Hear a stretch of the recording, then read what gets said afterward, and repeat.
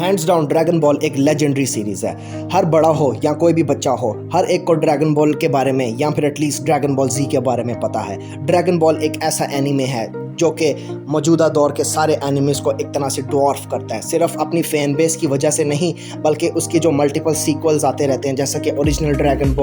Ball जी, dragon ball super और जो recent dragon ball Dayma, उसकी वजह से भी लोग इसको बहुत पसंद करते हैं। अगर ड्रैगन बॉल ना होता तो बिग 3 एनिमे यानी कि नारुतो, वन पीस और ब्लीच भी ना होते, और इसी वजह से लोग ड्रैगन बॉल को बहुत ज़्यादा पसंद करते हैं और इसको रिस्पेक्ट करते हैं। आखिरकार ड्रैगन बॉल में वो क्या कमाल है जिसकी वजह से इसका मांगा बहुत हिट हुआ और अभी भी लाखों की तादाद में लोग इसका एनिमे वॉच करते हैं। अकीरा टोरियामा सर ने आखिरकार ऐसी कौन सी खीर पकाई जिसकी वजह से ड्रैगन बॉल इतनी ज़्यादा पॉपुलर सीरीज़ बन गई, और इस सीरीज़ के आर्ट स्टाइल में, इसके एनिमे और मांगा के आर्ट स्टाइल में आखिरकार वो क्या कमाल है और वो क्या स्पेसिफिक ट्रेट्स हैं जो कि इसको बाकी एनिमेज से और बाकी मांगा से डिस्टिंक्ट बनाते हैं। आज हम ये सारा कुछ जानने की कोशिश करेंगे और हम ड्रैगन बॉल के मांगा का एक ब्रेक डाउन करेंगे, और फिर मैं अपने मांगा सीरीज़ यानी कि द लेजेंड ऑफ फजल उससे इसका कंपैरिजन करूंगा और हम देखेंगे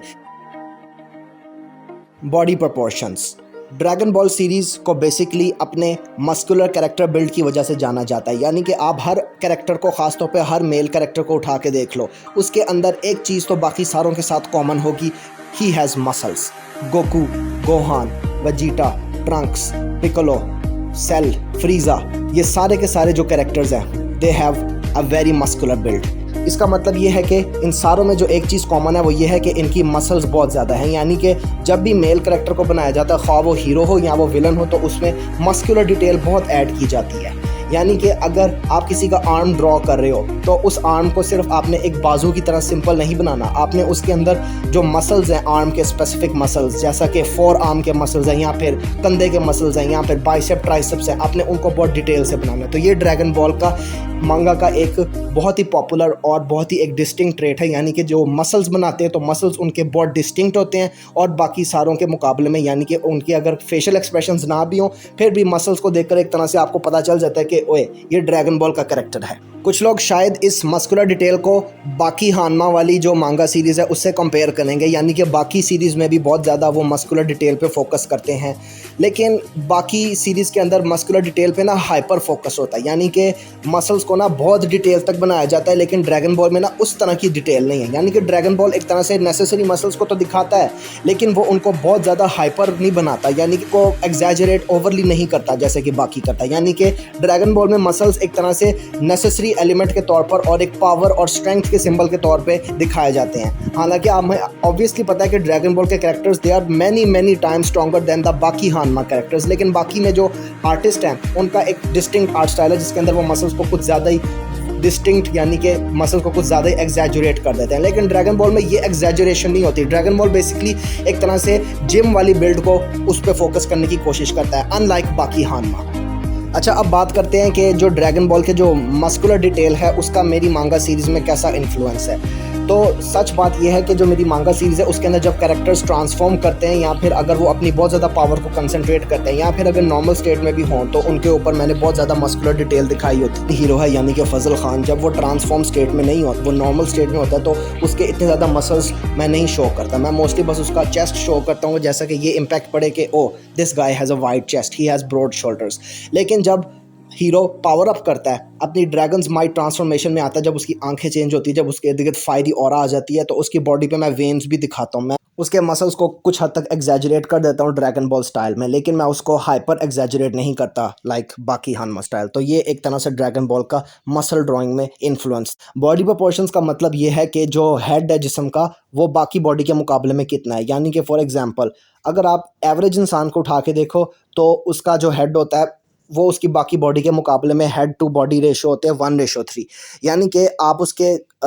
हेड के साथ उसके जो बाकी दोनों शोल्डर्स हैं उसके ऊपर भी आप उसी के साइज़ के 2 हेड रख दोगे तो वो पूरी की पूरी उसकी विड्थ हो जाएगी। और अगर आपने एक कैरेक्टर को बहुत ही ज़्यादा ओवर पावर्ड दिखाना है, आपने उसको बहुत ही ज़्यादा मस्कुलर दिखाना है, तो वो बाज़-औक़ात ये रेशो को इंक्रीज़ भी कर देते हैं। तो मेरे जो कैरेक्टर्स हैं बाज़-औक़ात उनको मैं 1:2 दिखा देता हूँ, तो यहाँ पर मैं उनको बाज़-औक़ात 1:3 दिखाता हूँ। लेकिन अब ड्रैगन बॉल में अगर देखो तो वो बाज़-औक़ात इस रेशो को यानी कि 1:3 को इंक्रीज़ भी करने की कोशिश करते हैं। For example if you look at the main hero of dragon ball Goku, तो उसकी बेसिकली जो बॉडी रेशो है, बॉडी यानी कि head to body ratio, it's not always 1:3, कभी ये 1:4 भी पहुंच जाएगा, 1:5 भी पहुंच जाएगा। तो मैं बेसिकली जब अपने कैरेक्टर्स को बनाता हूँ, जैसे कि फ़ीमेल कैरेक्टर्स, तो उनकी बॉडी रेशो यूजुअली 1:2 होती है, लेकिन जब मेल कैरेक्टर्स को मैं बनाता हूँ, ख़ास तौर पे अगर वो पावर्ड अप स्टेट में हो, तो मैं 1:3 से ज़्यादा इंक्रीज़ नहीं करता उनका head to body width ratio. Dynamic poses and power ups.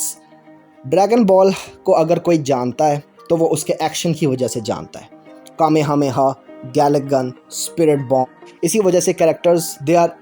Very very strong. ये वेरी वेरी का लफ्ज़ भी बहुत छोटा है उनकी स्ट्रेंथ को डिस्क्राइब करने के लिए, because you are talking about not galaxy level, not planet level, but you are talking universal level. तो ऑब्वियसली मेरी सीरीज़ में इतनी ज़्यादा पावर स्केलिंग नहीं है, क्योंकि मैंने अपनी सीरीज़ के इतने ज़्यादा चैप्टर्स नहीं लिखे। आई मीन ऑब्वियसली एक स्टूडेंट है, उसकी स्टूडेंट लाइफ भी है, he is not a professional artist like Akira Toriyama sir. और वैसे भी जब आप बहुत ज़्यादा चैप्टर्स लिखते हो तो आपके पास बहुत ज़्यादा रूम होता है, यानी कि आप न्यू चीज़ों को इंट्रोड्यूस करा सकते हो, आप न्यू डायनामिक्स को इस्टेब्लिश कर सकते हो। लेकिन जब आपके पास लिमिटेड सीरीज़ हो तो फिर आपको अपनी जो पावर होती है, पावर स्केलिंग, उसको भी आपको लिमिटेड रखना पड़ता है ताकि वो लोगों की समझ में भी आए और कैरेक्टर्स जो हैं वो उनकी इमोशनल ग्रोथ भी नज़र आए। अब ड्रैगन बॉल को लोग एक तरह से इस वजह से भी बहुत ज़्यादा डिसलाइक करते हैं, क्योंकि ड्रैगन बॉल में ना उनको मेन चीज़ें यानी कि सिंपल पंचिंग और एक्शन वगैरह नजर आता है। ड्रैगन बॉल की कोई इतनी कॉम्प्लिकेटेड या कॉम्प्लेक्स स्टोरी नहीं है। अगर आप जुजुत्सु काइसेन को देखो या फिर आप डीमन स्लेयर को देखो तो उनके अंदर दुख है, गम है, ट्रेजेडी है, और उनके अंदर बहुत टेक्निकल और कुछ हद तक साइंटिफिक ब्रेकडाउन्स भी हैं। ड्रैगन बॉल के अंदर डायनामिक पोजेस को बहुत अच्छी तरह रिप्रेजेंट किया जाता है, जैसा कि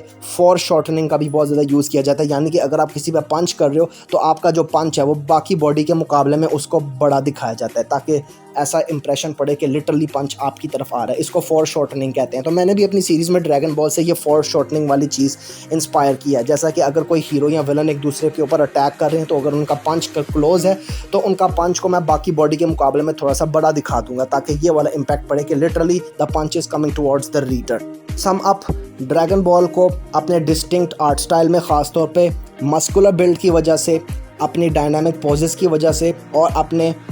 बॉडी प्रोपोर्शंस की वजह से एक डिस्टिंक्ट आर्ट स्टाइल माना जाता है, और यही कुछ इसकी ट्रेड्स हैं जो कि मैंने अपनी सीरीज़ में भी इंस्पायर किए। If you like the video then consider liking, sharing and subscribing. See you all next time, bye bye.